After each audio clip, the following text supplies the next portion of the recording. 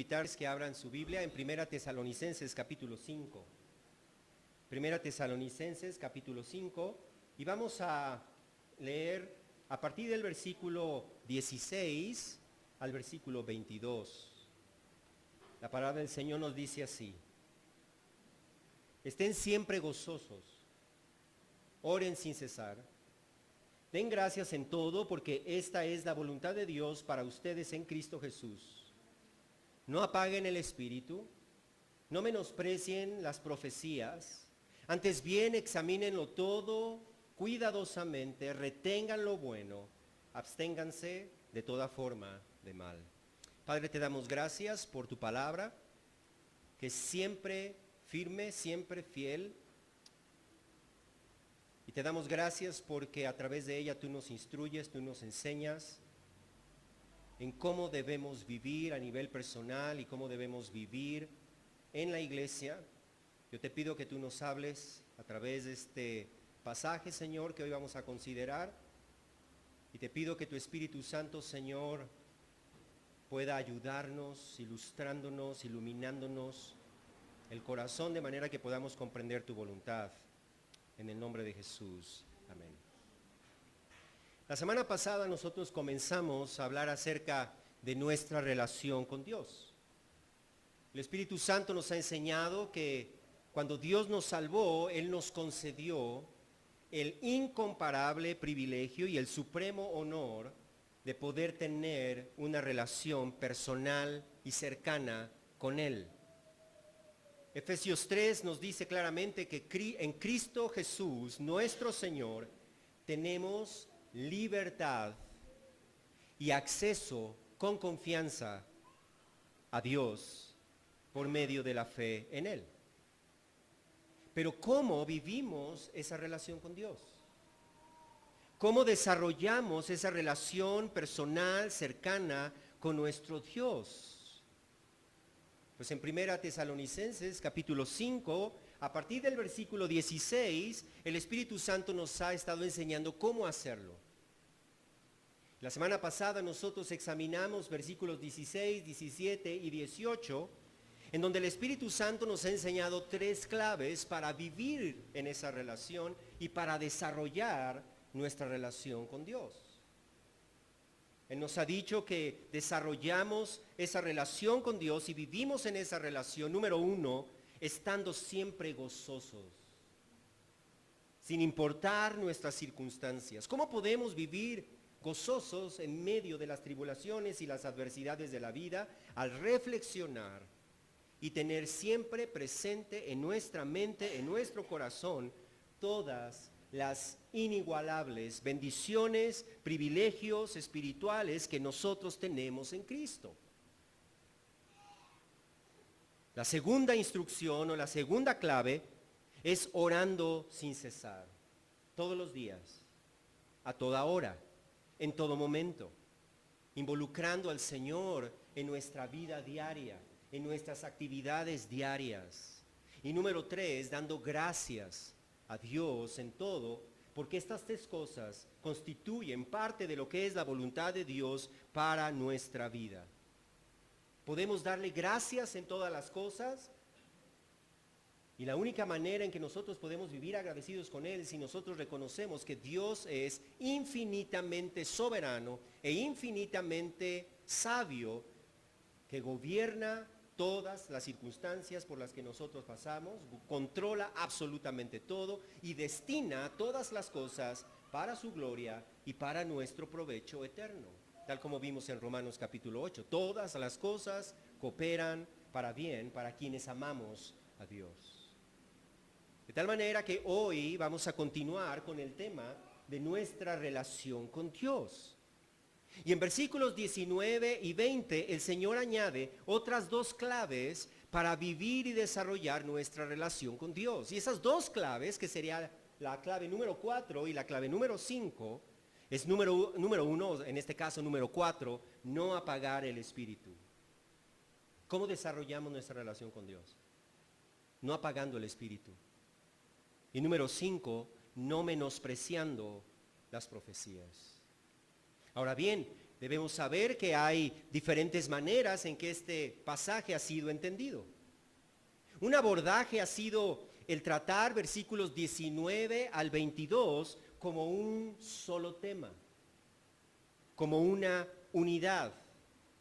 Quienes lo han entendido así afirman que la instrucción de no apagar el espíritu en versículo 19 se interpreta a través del versículo 20. Es decir, que no apagar el espíritu significa no menospreciar las profecías. Esa es una manera en que este pasaje ha sido entendido. Sin embargo, hay otra manera que yo considero más apropiada de entender este pasaje y que concuerda más con el contexto y con la manera en que el apóstol Pablo está hablando a partir del versículo 16. En versículos 16 al 18, como nosotros ya hemos visto, el apóstol Pablo nos da tres instrucciones distintas, que aunque están relacionadas con nuestra relación con Dios, son tres instrucciones hasta cierto punto independientes, que gramaticalmente están formadas por un imperativo y después otro imperativo, sin que exista ninguna palabra de conjunción o ningún conector que parezca hacerlas dependientes las unas de las otras. En otras palabras, el apóstol Pablo está diciendo: hagan esto, número 1, hagan esto, número 2, hagan esto, número 3. Y si nosotros observamos versículos 19 y 20, sigue el apóstol Pablo con ese mismo patrón. El apóstol Pablo continúa dándonos dos imperativos, sin ningún conector entre el 19 y el 20, ni tampoco una estructura gramatical que nos haga ver que el versículo 20 depende del 19 o que el 19 depende del 20. Eso quiere decir entonces que el apóstol Pablo nos está hablando de otras dos instrucciones que, si bien es cierto están relacionadas, sin embargo son instrucciones generales e independientes en cierta forma la una de las otras. Así que entonces, versículos 19 y 20, el apóstol Pablo sigue tratando con nuestra relación con Dios y nos dice que no debemos apagar el espíritu y que no debemos menospreciar las profecías. Ahora bien, un punto adicional en cuanto a esta manera de verlas de cierta forma relacionadas pero no dependientes, es que la obra del espíritu no solamente implica las profecías, el don de profecías. La obra del Espíritu Santo es mucho más amplia que solamente la expresión del don profético. Ahora bien, seguramente incluye el no menospreciar las profecías, pero va más allá de simplemente no menospreciar las profecías.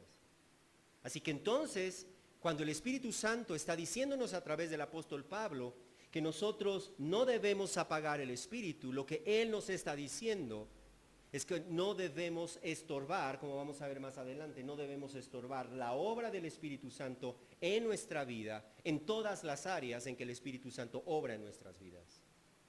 Y así es como nosotros llegamos a la cuarta instrucción, que sería la primera del día de hoy, que es: no apaguen el espíritu. ¿Cómo vivimos y cómo desarrollamos nuestra relación con Dios? No apagando el espíritu. No apagando el espíritu. Ahí dice el apóstol Pablo: no apaguen el espíritu. Ahora bien, en el texto griego ese verbo apaguen es un imperativo.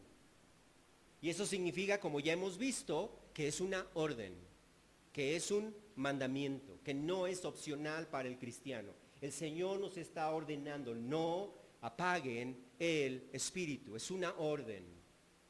En segundo lugar, esa orden, ese verbo está en un tiempo presente, indicándonos que no es algo que nosotros debemos hacer de vez en cuando, sino que es algo que debemos mantenernos haciendo. En otras palabras, debemos estar vigilando continuamente de que no estemos apagando el espíritu. Y en tercer lugar, ese verbo está en una voz activa, lo cual significa que cada uno de nosotros somos responsables de vigilar que no estemos apagando el espíritu. En pocas palabras, entonces, tú, hermano, no apagues el espíritu. Porque es muy fácil cuando estamos hablando en plural decir, bueno, que no lo hagan los demás. Pero el Señor nos está hablando a nivel personal. No apagues el espíritu. Ahora bien, ese verbo apagar que el apóstol Pablo utiliza allí nos habla de extinguir, nos habla de sofocar, nos habla de dejar inactivo un fuego o algo que está encendido. De tal manera que el Espíritu Santo, a través del apóstol Pablo, está comparándonos al Espíritu con un fuego que es bueno, un fuego que es benéfico, un fuego que es provechoso, pero que nosotros podemos estorbar, que nosotros podemos sofocar, reprimir, apagar lo que Él está tratando de hacer en nosotros. Eso no nos hace a nosotros más poderosos que Dios, eso simplemente nos hace a nosotros responsables de permitir que el Espíritu Santo obre en nuestras vidas. De allí que entonces la instrucción del Señor es que nos cuidemos de que en ningún momento nosotros estemos apagando el Espíritu, es decir, apagando la operación del Espíritu Santo en nuestra vida. La pregunta que debemos hacernos entonces aquí es, ¿y cómo le hacemos? ¿Cómo podemos nosotros estar apagando al Espíritu? Yo quiero que veamos 4 maneras en que nosotros podemos apagar al Espíritu. La primera de ellas es exponiéndonos al error doctrinal. ¿Cómo apagamos el Espíritu? Exponiéndonos al error doctrinal. La Biblia nos enseña en Juan capítulo 3 que el Espíritu Santo sopla en los pecadores de tal manera que nos hace nacer de nuevo. Esa es una operación del Espíritu. Es el Espíritu Santo el que nos hace nacer de nuevo, de tal manera que nosotros podamos creer en Cristo. Efesios 1 también nos enseña que en el instante en que nosotros creemos en Cristo, somos sellados en Él, es decir, sellados en Cristo, con el Espíritu Santo de la promesa que nos es dado como garantía de nuestra herencia. Eso quiere decir que a partir del momento en que nosotros creemos en Cristo, el Señor envía su Espíritu Santo a vivir en nosotros, a morar en nosotros. Antes no teníamos el Espíritu Santo. Al momento en que nosotros creemos en Cristo, el Espíritu Santo viene a vivir en nosotros, viene a morar en nosotros, y una de las cosas que hace el Espíritu Santo es guiarnos a la verdad. El Espíritu Santo nos guía a la verdad. Jamás el Espíritu Santo nos va a conducir al error. Jamás. El Espíritu Santo jamás es el autor ni de confusión, ni de error doctrinal. Y es por eso que Jesús llama al Espíritu Santo el Espíritu de verdad. Él es el Espíritu de verdad, el cual nos guía a toda verdad, porque no habla de su propia cuenta. Fíjate bien, dijo Jesús. El Espíritu Santo no habla por su propia cuenta, sino que nos habla todo lo que ha oído a Dios decir. Eso quiere decir entonces que el Espíritu Santo no actúa por su propia cuenta. El Espíritu Santo no hace nada por su propia voluntad, independiente del Padre e independiente del Hijo, porque su voluntad es la misma voluntad del Padre y del Hijo. Por lo tanto, lo único que el Espíritu Santo hace y lo único que el Espíritu Santo habla es lo que Dios ha dicho. Él nos habla la palabra de Dios. Ninguna otra cosa proviene del Espíritu que no sea la verdad, porque Él es el Espíritu de verdad. Eso quiere decir entonces que el Espíritu jamás hablará mentira, jamás hablará error, jamás hablará engaño, jamás distorsionará la palabra de Dios y jamás nos dará una revelación que se oponga a la palabra de Dios o que nos lleve fuera de la palabra de Dios, porque Él no hace nada por su propia cuenta. Nada hace por su propia cuenta. Por lo tanto, nosotros apagamos el Espíritu cuando nos exponemos al error doctrinal. Nosotros apagamos el Espíritu cuando leemos o escuchamos a predicadores o a falsos maestros, falsos profetas que predican un evangelio distorsionado, porque no hay otro evangelio. Solamente existe un evangelio. Y no es que una iglesia tiene un evangelio, otra iglesia tiene otro evangelio, otro predicador tiene otro evangelio, para que cada quien escoja el evangelio que más le agrada. Hay un solo evangelio. Y el apóstol Pablo claramente nos dice en el libro de Gálatas, si hay alguien que les predica un evangelio distinto al que nosotros, y no está hablando de los líderes de cada iglesia local, al que los apóstoles nos predicaron y que tenemos en las escrituras, sea anatema. Anatema es maldito de Dios. Y lo vuelve a repetir, si alguien nos anuncia un evangelio, un mensaje diferente al que tenemos en las escrituras, sea maldito.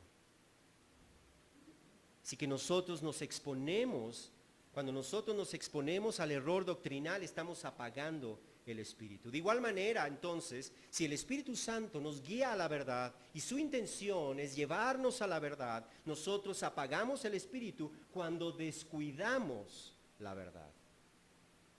Cuando nosotros descuidamos nuestra lectura de la palabra de Dios.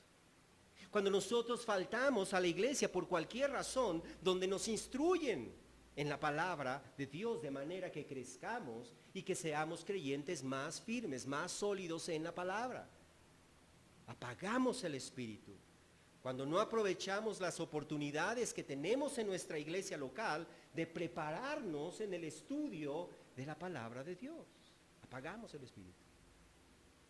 Apagamos el Espíritu cuando mezclamos la verdad de la palabra de Dios con el error de nuestra propia opinión o con el error de filosofías humanas, de supersticiones, de tradiciones religiosas, o cuando nos guiamos por sueños, visiones y supuestas revelaciones.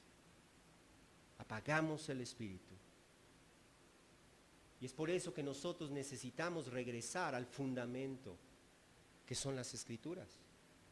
Eso fue lo que hizo la iglesia en un principio. La Biblia nos dice en el libro de Hechos que los primeros cristianos se dedicaban continuamente a las enseñanzas de los apóstoles. Y lo mismo debemos hacer nosotros. Y no de los supuestos apóstoles que hoy en día se llaman apóstoles, sino las enseñanzas de los apóstoles que tenemos en las Escrituras. Es por eso que el Espíritu Santo es claro al mandarnos que la palabra de Cristo abunde, habite en abundancia en nosotros, en Colosenses 3:16. Que la palabra de Cristo habite en abundancia, no en escasez. No que me sé Juan 3:16, sino que la palabra de Dios habita en abundancia en nuestra vida. Por eso es tan enfático en decirnos que si alguno enseña una doctrina diferente y no se conforma a las sanas palabras, las de nuestro Señor Jesucristo, y a la doctrina que es conforme a la piedad, esa persona está envanecida y no entiende nada.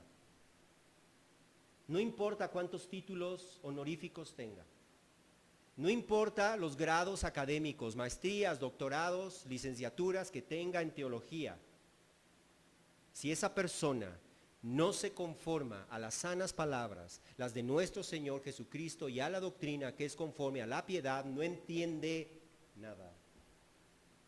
No entiende nada.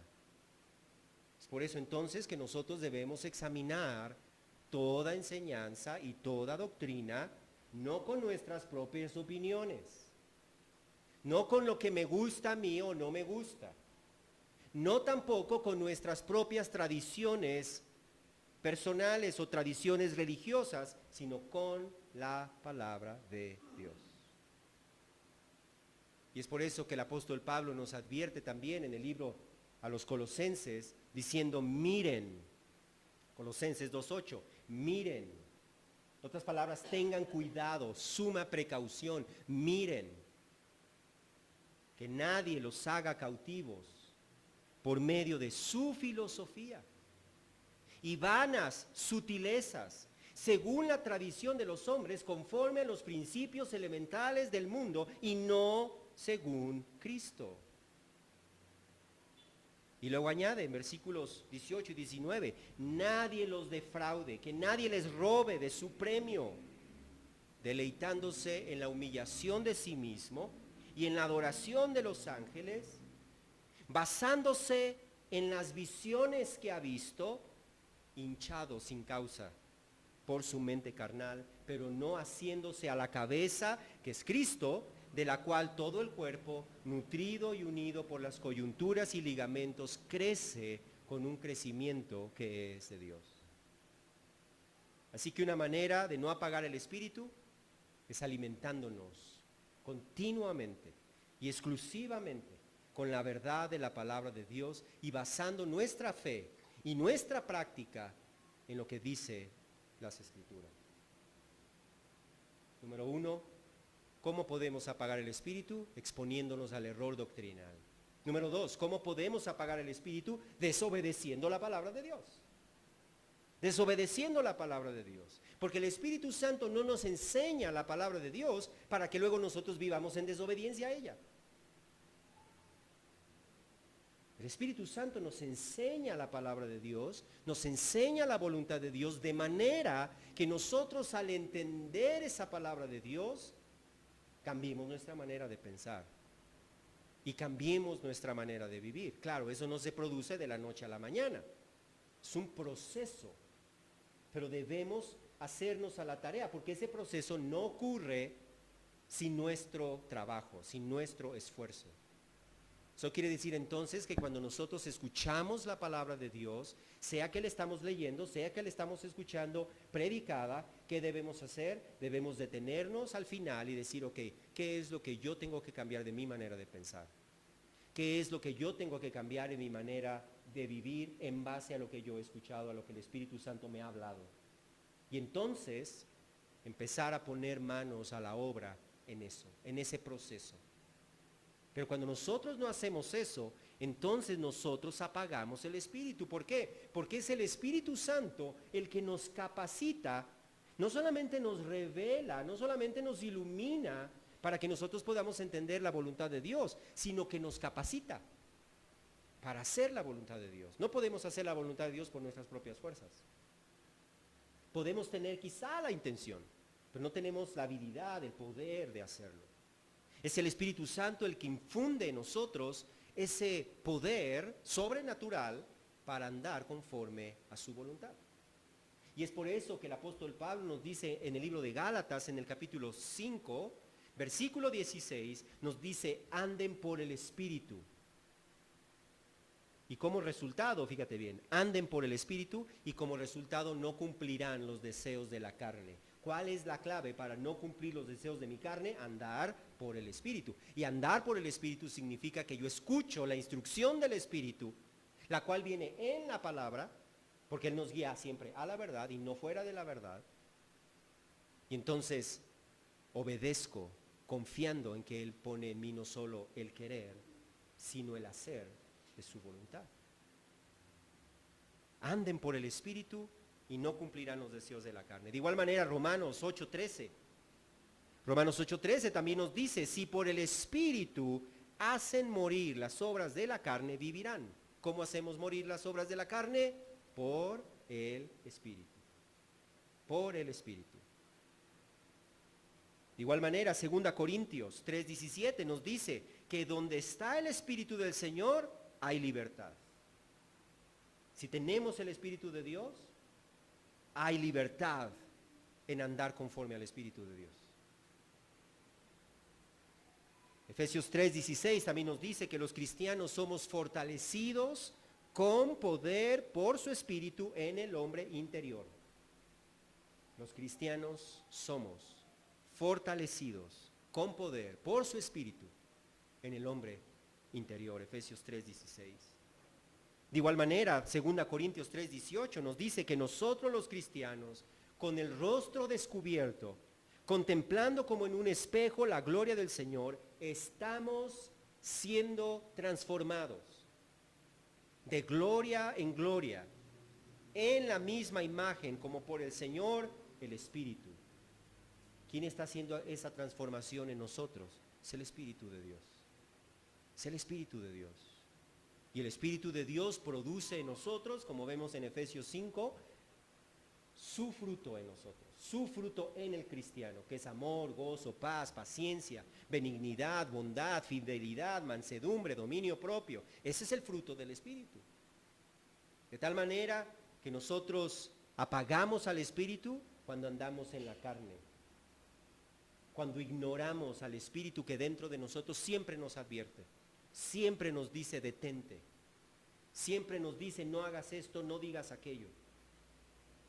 Apagamos al Espíritu cuando nosotros decidimos desobedecerle en lugar de obedecerle.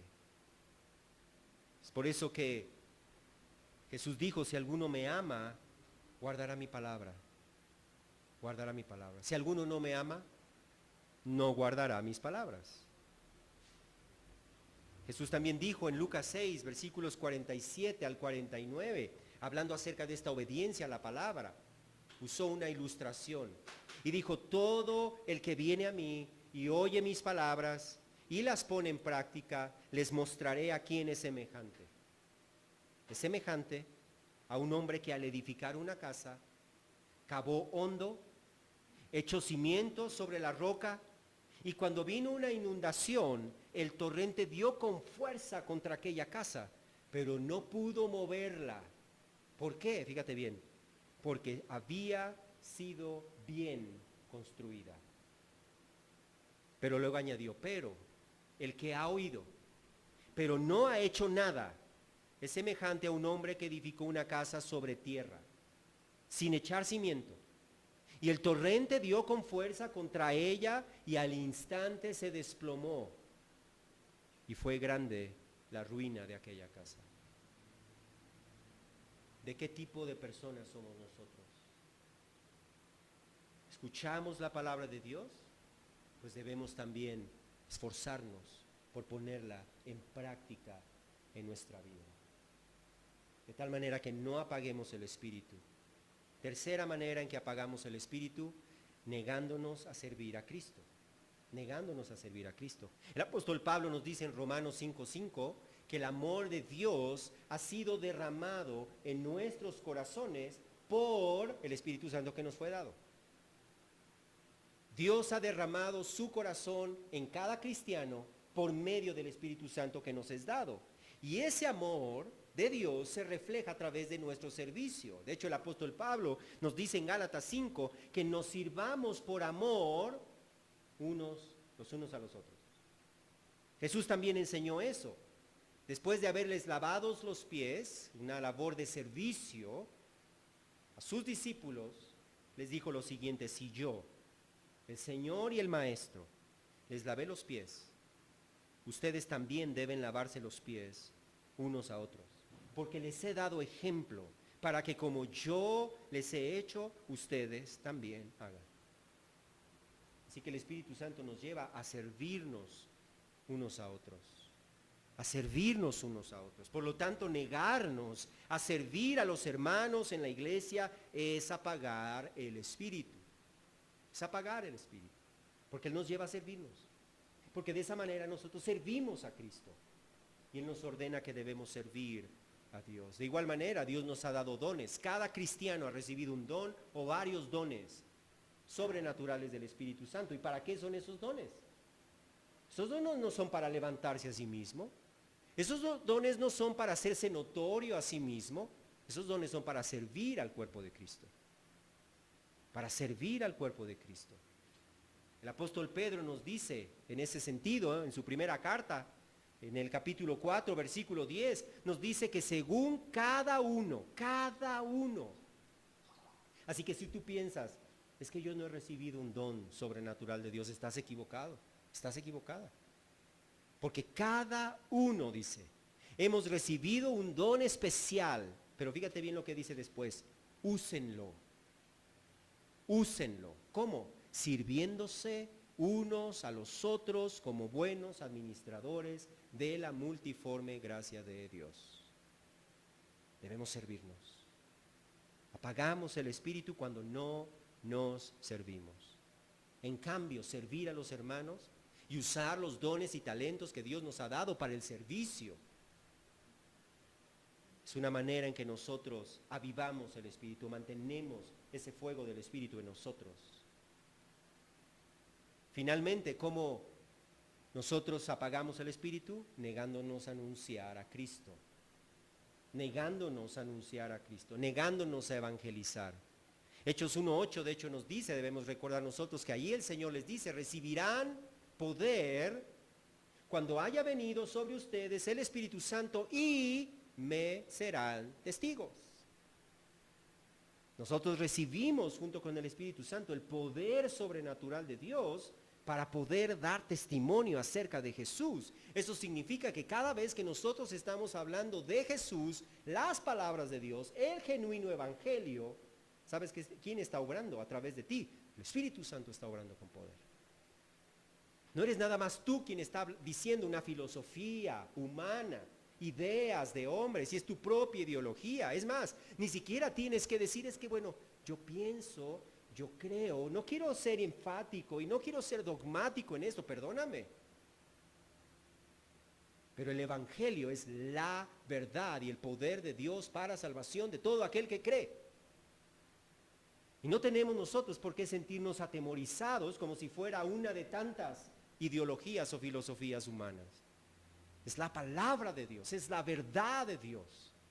Y eso es lo que nosotros estamos hablando cuando hablamos conforme a la palabra de Dios. Así que nosotros debemos aprovechar cada oportunidad que el Señor nos dé de hablar el Evangelio con alguien, de compartir el Evangelio con alguien. Y de esa manera es como el Espíritu Santo obra en nosotros, actúa en nosotros. Así que entonces, no apagar el Espíritu no tiene nada que ver con esta idea mística, carismática, enigmática, escondida que muchos cristianos tienen de no apagar el Espíritu. ¿Cómo vivimos y desarrollamos nuestra relación con Dios? No apagando el Espíritu. Es decir, no estorbando la obra que el Espíritu Santo está queriendo hacer en nosotros. ¿Cómo es que no apagamos el Espíritu? ¿Cómo mantenemos esa influencia del Espíritu de Dios en nosotros activa, moviéndose? ¿Cómo? Usando las oportunidades que Dios nos da de desarrollar nuestro conocimiento personal de Él, decidiendo vivir en obediencia a la palabra de Dios por encima de doctrinas de hombres y por encima de filosofías humanas, amándonos y sirviéndonos unos a otros por amor y hablando a otros la palabra de salvación que hay en Cristo. No apaguemos el Espíritu, no apagues el Espíritu. Quinta forma en que nosotros vivimos y desarrollamos nuestra relación con Dios es no menospreciando las profecías. Un tema muy amplio que no vamos a alcanzar a cubrir el día de hoy, pero el Señor nos dice claramente allí en versículo 20, no menosprecien las profecías. Y ahí sí hay una palabra, un conector en versículo 21, antes bien, ahí sí hay un conector. Antes bien, examínenlo todo, cuidadosamente, retengan lo bueno, absténganse de toda forma de mal. Como podemos ver, esa instrucción entonces tiene que ver con las profecías. Pero ¿qué es la profecía? ¿Qué es la profecía? Hoy en día hay una gran confusión en la iglesia cristiana. Una gran confusión en cuanto a qué es la profecía por no definir, fíjate bien, por no definir la profecía de acuerdo a las Escrituras. Hoy en día muchos en la iglesia han redefinido qué es la profecía. Y al redefinir qué es la profecía, entonces ha dado lugar a todo ese montón de falsos profetas que se han levantado hoy en día. ¿Qué tenemos que hacer si nosotros queremos entender esa instrucción de no menospreciar las profecías? Te voy a decir primero lo que no debemos hacer. Lo que no debemos hacer es decir, bueno, ¿qué entiendo yo por profecía? No, es que no importa qué es lo que entiendes tú, ni qué es lo que entiendo yo por profecía. Lo que importa es cómo Dios define lo que es profecía. Solamente entonces es que podemos nosotros seguir esa instrucción.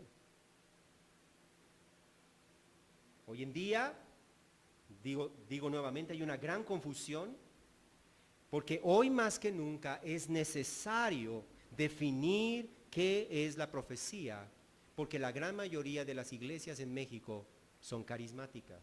Yo nací en una iglesia carismática. Yo era un cristiano carismático. ¿Qué son los cristianos carismáticos? Los cristianos carismáticos son aquellos que afirman que los dones señales, como el hablar en lenguas, como el don de sanidades y de milagros y el don de profecía, aún están activos hoy en día en la iglesia. Fíjate bien. Pero cuando examinamos lo que ellos llaman un don de lenguas con las escrituras y los comparamos con las escrituras, no checan. No es lo mismo, porque han redefinido lo que es el don de lenguas. Y han redefinido lo que es el don de sanidades y de milagros. Y han redefinido lo que es el don de profecía. Y entonces, con una nueva definición, pues hoy en día, pues hay quienes hablan en lenguas, hay quienes profetizan, hay quienes tienen el don de sanidades y de milagros. Pero cuando nosotros comparamos eso con las escrituras, no concuerdan. Usan nombres bíblicos, pero no corresponde con lo que nosotros vemos en la Biblia. Ahora bien, eso no significa, y quiero aclararlo muy bien, eso no significa que los cristianos carismáticos no sean cristianos. ¿Me escucharon? Eso no significa que los cristianos carismáticos no sean cristianos genuinos. No significa que los cristianos carismáticos no sean salvos. Pero sí significa que en esa área están engañados. Y el apóstol Pablo nos llama claramente a examinar las cosas detenidamente, cuidadosamente con las escrituras. Si tú les preguntas a la gran mayoría de los cristianos si ellos creen que el don de profecía está en operación hoy en día, seguramente la gran mayoría de los cristianos te dirán que sí. Y si tú les preguntas qué es el don de profecía, la mayoría de ellos te dirán que es el don de revelar cosas ocultas de tu vida que nadie más sabía o conocía. O que el don de profecía es darte una palabra fresca de Dios fuera de las escrituras. O que la palabra profética es darte dirección sobre lo que debes hacer o no hacer, o la habilidad para ver el futuro y predecir el futuro. Y si tú les preguntas a la gran mayoría de los cristianos si alguien que dice ser un profeta de Dios es un profeta genuino, ¿cómo puede saber? La gran mayoría de ellos no tienen ni idea de cómo. Y otros incluso te dirán de pruebas como pues un sentir de paz en mi corazón. ¿Y dónde dice la escritura que esa es la prueba para examinar si un profeta es de Dios o no?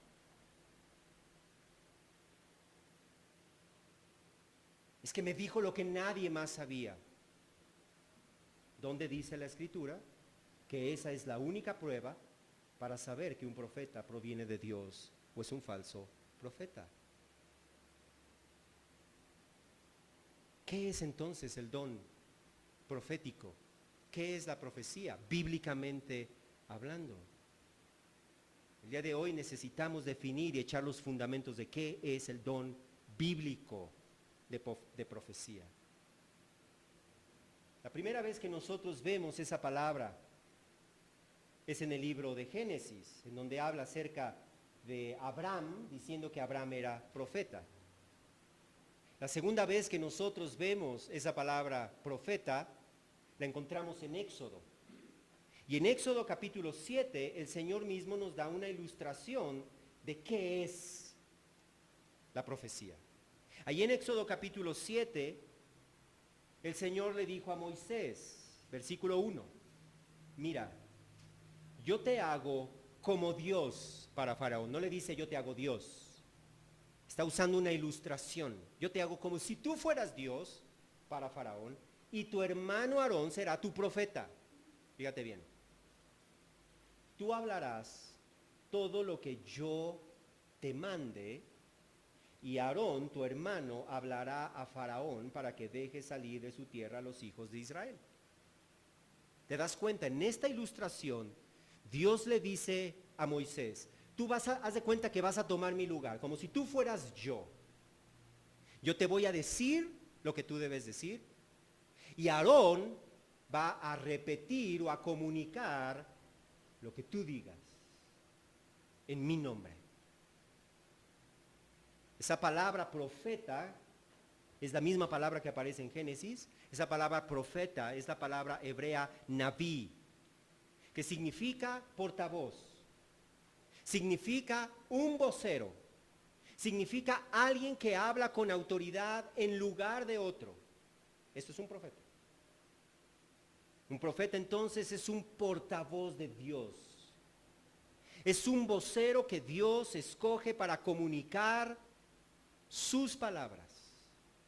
Y solamente sus palabras. No interpretar sus palabras. No modificar sus palabras. Comunicar sus palabras tal como fueron dichas por Dios. Eso quiere decir entonces que un profeta genuino, un profeta bíblicamente hablando, era una persona escogida por Dios que hablaba una palabra directa de Dios, escuchaba la voz de Dios y hablaba una palabra directa de Dios. Y eso es precisamente lo que nosotros vemos en esta ilustración, en Éxodo capítulo 7. Ahora bien, esa palabra de Dios no siempre tenía que ver con el futuro. Esa palabra de Dios no siempre era predecir el futuro ni andar diciendo cosas secretas de la vida de la gente. Pero siempre, lo que sí era cierto es que siempre era un mensaje de Dios. Siempre era una palabra de Dios, una palabra infalible de Dios. Porque no puede ser de otra manera que no sea infalible. De hecho, el don de profecía y el oficio de profeta fue el medio que Dios utilizó para revelarnos las Escrituras. No sé si tú alguna vez te has preguntado, ¿y por qué Dios levantó profetas? ¿Para que anduvieran ahí diciéndole a la gente los secretos de su vida? ¿Para que anduvieran entre la gente diciéndole qué debían hacer o qué no debían hacer, qué carro debían comprar o qué trabajo debían escoger? No. El libro de Hebreos claramente nos dice que Dios, habiendo hablado muchas veces, en muchas ocasiones, de muchas maneras, a los padres por los profetas. En otras palabras, el don de profecía fue el medio que Dios utilizó para revelarnos las Escrituras. Simplemente debemos acordarnos, si alguno de ustedes tenía la idea de que simplemente un día apareció una Biblia y ya todos tenían acceso a una Biblia, no fue así. Las Escrituras fueron siendo reveladas de una manera progresiva a través de los profetas del Antiguo Testamento y se llevó muchos años. De hecho, el Antiguo Testamento quedó completado en un periodo de 1000 años. Entre el 1445 a.C. con Moisés hasta el año, cerca del año 440. 1000 años. Y en ese tiempo Dios fue revelando progresivamente las Escrituras y se iba añadiendo un libro y otro libro y otro libro. Eso quiere decir entonces que el pueblo de Dios no tenía un libro al cual podía ir y revisar cuál era la voluntad de Dios.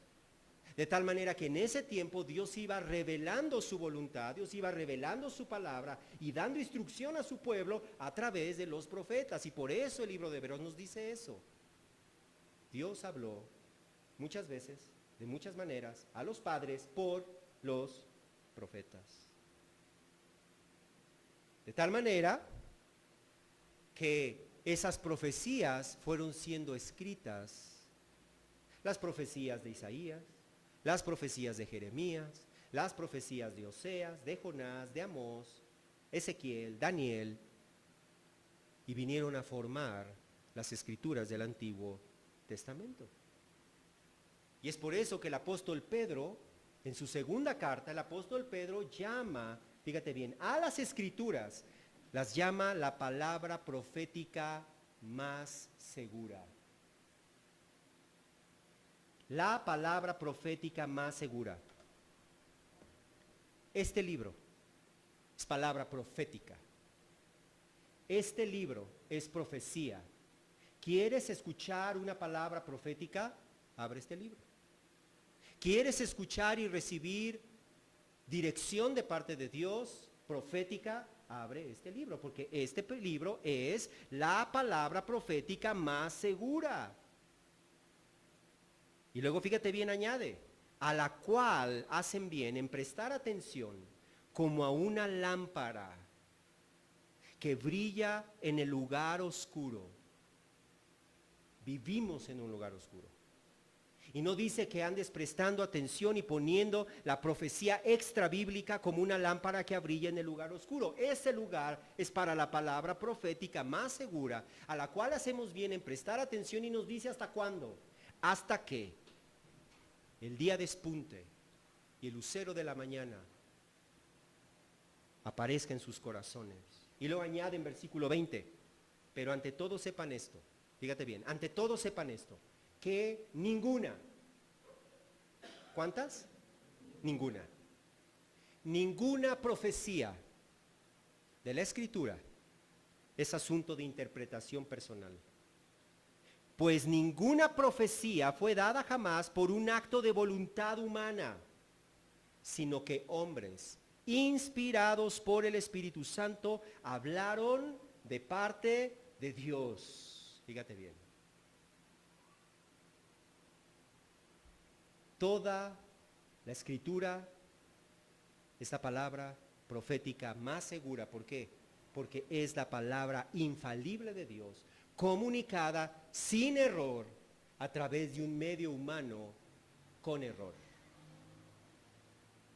El canal que Dios usó, cada uno de los profetas, no eran perfectos, eran falibles, como tú y como yo.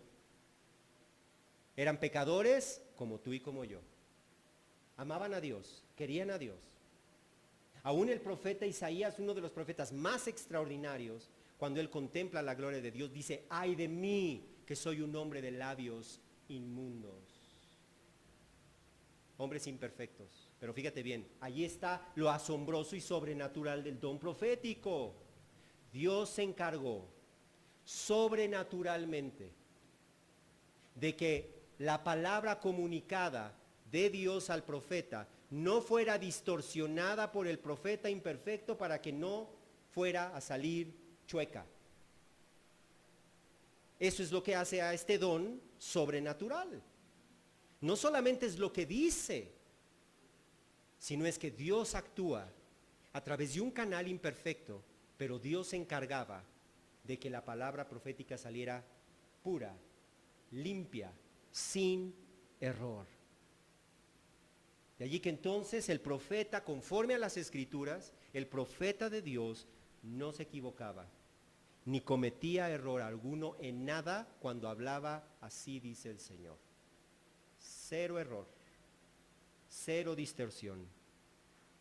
Porque al final de cuentas, como nos dice ahí el apóstol Pedro, los profetas genuinos eran movidos por Dios. Esa palabra movidos te habla de...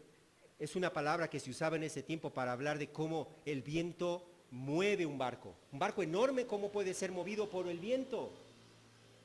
Pues así también el Espíritu Santo movía a esos profetas en qué es lo que debían decir, y no solamente la idea general, sino qué palabras debían usar.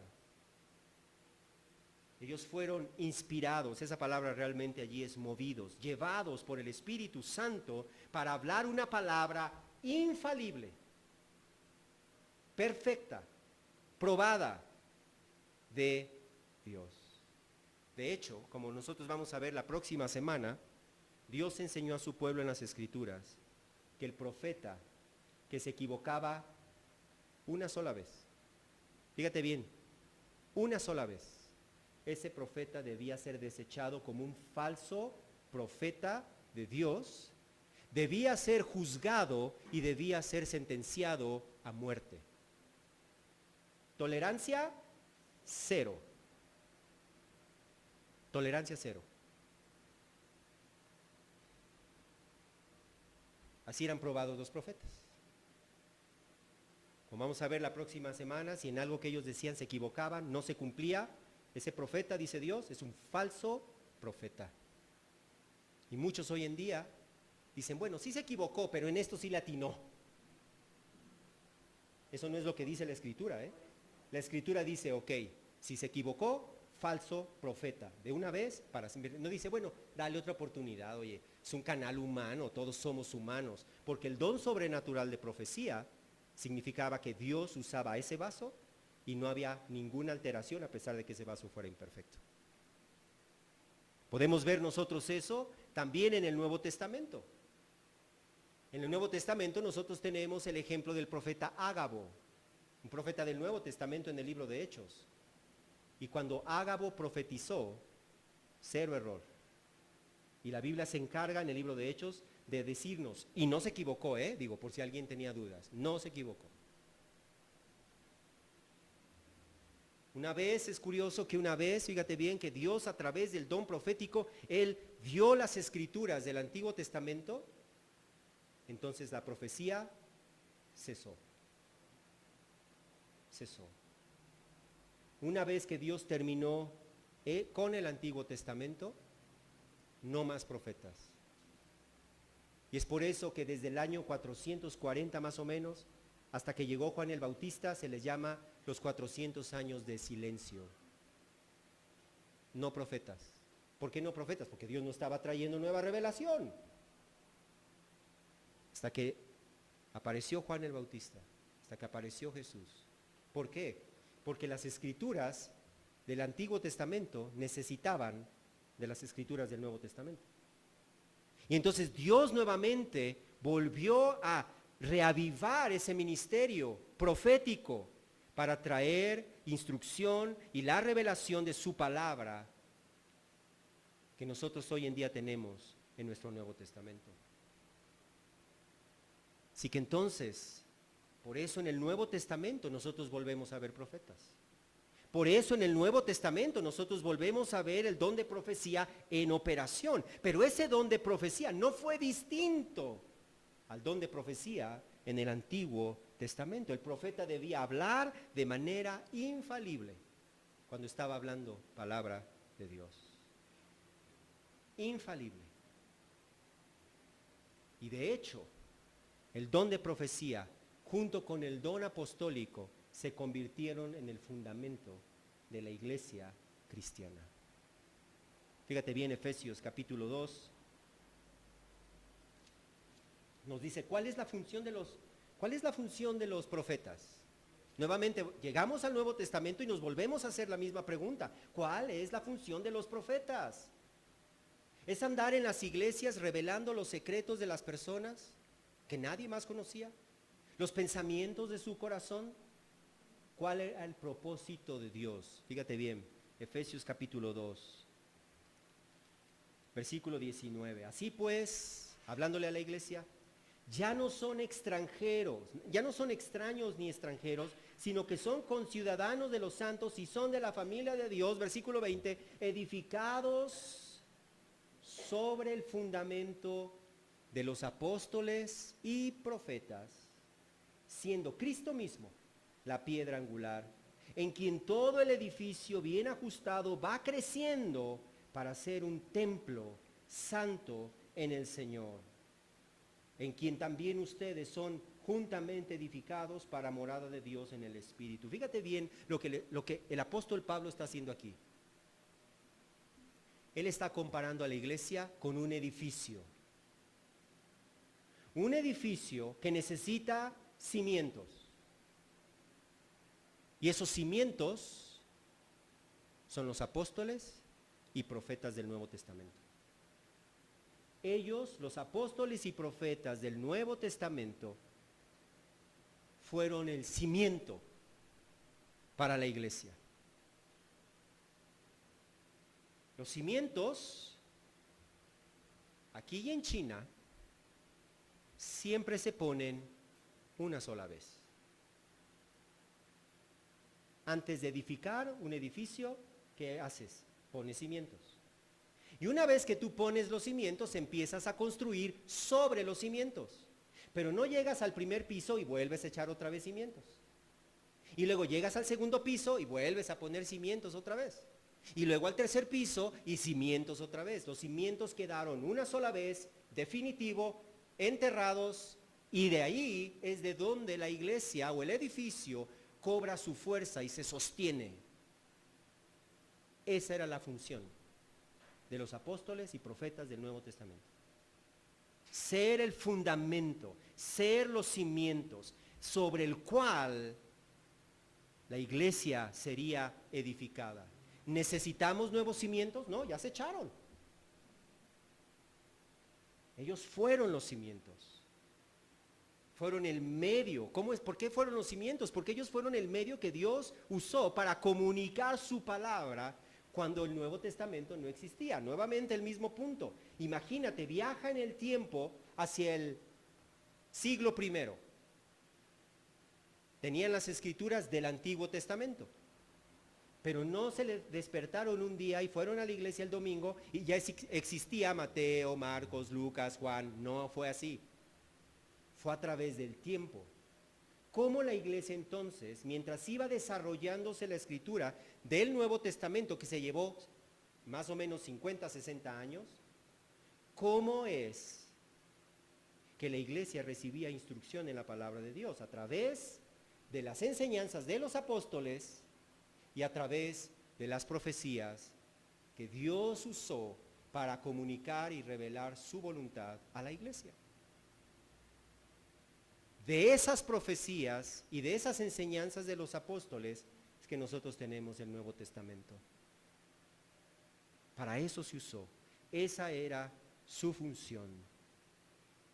Pero de igual manera que ocurrió en el Antiguo Testamento, al quedar concluida la revelación del Nuevo Testamento, el oficio de apóstoles y de profetas cesó.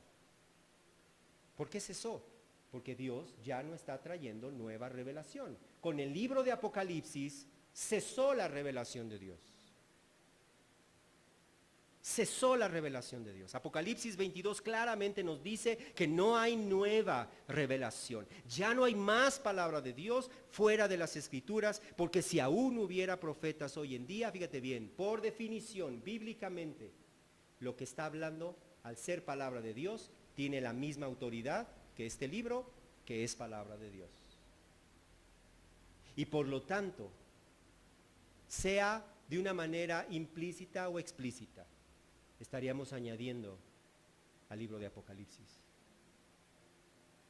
La palabra profética cesó porque ahora nosotros tenemos la palabra profética más segura, las Escrituras. Esas son la profecía. Por lo tanto, hacemos bien en prestarle atención hasta que Cristo regrese. Hasta que Cristo regrese. Sin embargo, hoy en día muchos cristianos carismáticos y cristianos continuistas, menosprecian, fíjate bien, menosprecian la palabra profética más segura. ¿Me escuchaste? Menosprecian la palabra profética más segura, que es y dicen, no, no quiero ir a buscar al profeta. Quiero que el profeta me dé una palabra fresca de Dios. ¿Sabes qué están haciendo? Están menospreciando palabra profética. La palabra profética más segura, por andar en busca de nuevas revelaciones. Nueva palabra de Dios fuera de la Escritura. No menosprecies la palabra profética más segura. No menosprecies aquella palabra que es suficiente para enseñar, reprender, para corregir, para instruir en justicia, a fin de que el hombre de Dios sea perfecto, enteramente capacitado para toda buena obra. No necesitamos más que las Escrituras. No necesitamos una palabra fresca de Dios. Necesitamos volvernos a las Escrituras, a la palabra profética más segura. Jesús dejó claro que su espíritu no habla por su propia cuenta. Los profetas de hoy en día dicen que recibieron una palabra nueva del espíritu. El espíritu no habla por su propia cuenta. El espíritu no te lleva fuera de lo que Dios ha dicho en su palabra. El Espíritu Santo jamás va a hablar algo que sea falible, con error. Todo aquello que no procede de la verdad, toda palabra que contenga error, toda palabra que sea una mezcla de verdad y error, toda palabra que no sea infalible, no proviene del Espíritu de Dios. Volvamos entonces a la palabra profética más segura. La palabra es la lámpara para tus pies y la luz para tu camino. Y es por eso que el Señor nos advierte, tanto en el Antiguo Testamento como en el Nuevo Testamento, que no creamos a todo aquel que dice ser un profeta, sino que examinemos cuidadosamente. Y Él mismo nos dice cuáles son las maneras en que nosotros debemos probar a alguien que dice ser un profeta de Dios. Y si no pasa la prueba, es un falso profeta de Dios. Y de eso hablaremos la próxima semana. Vamos a orar. Padre, te pedimos, Señor, que nuestra vida esté fundada sobre la roca. Te damos gracias que tú nos has dado palabra profética. Y es palabra profética fresca, porque permanece para siempre. Porque es viva y es eficaz. Porque es la única, Señor, que puede santificar nuestra vida y transformar nuestra vida, Señor. Líbranos de ser engañados, buscando, Señor, menospreciando la palabra profética más segura para andar detrás de palabras proféticas falibles. Líbranos de andar detrás de profetas que mezclan la verdad con el error. Eso no proviene de ti. Eso no es el don bíblico de profecía. Y ayúdanos a afianzarnos de tal manera, Señor, que vivamos conforme a tu palabra. Te lo pedimos en el nombre de Jesús.